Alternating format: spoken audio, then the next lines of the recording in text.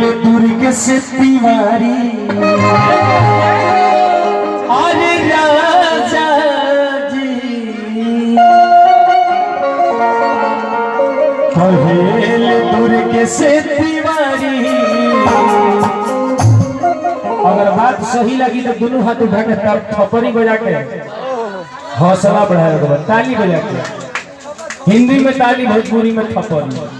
क्या बात है होने से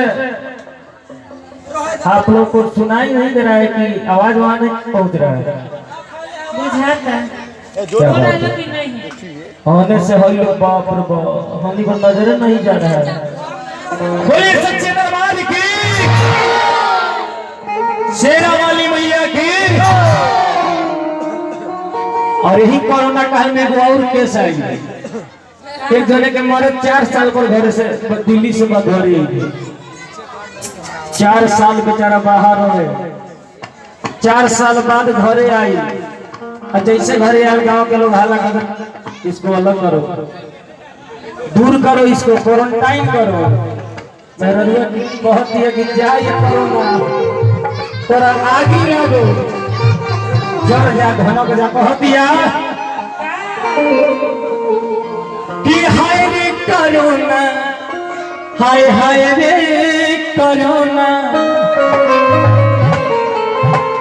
अरे अलगा करा दिया बिछोना, अलगा करा दिया बिछोना। बात अगर बढ़िया लगे तो ताली बजा के आशीर्वाद दे के बाद हौसला बढ़ा के बाद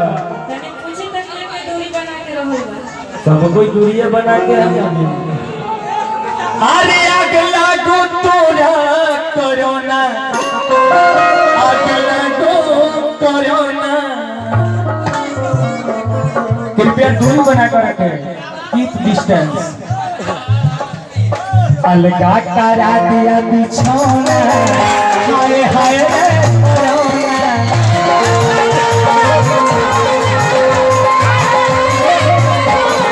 अलगा करा दिया बिछौना, हाय हाय रे कोरोना।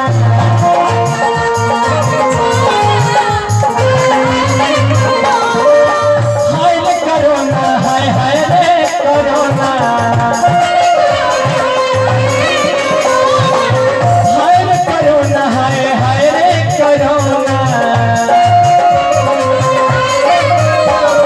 अलगा करा दिया बिछौना, हाय हाय रे कोरोना।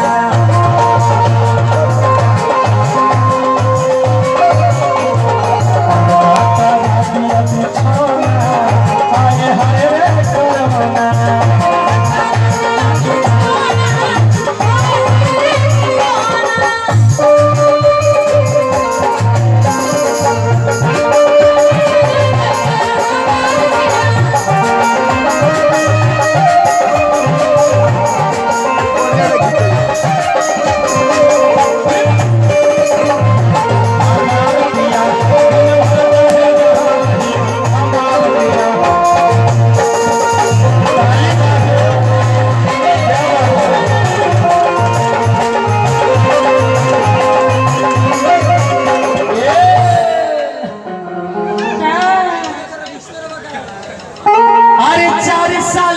सैया दिल्ली से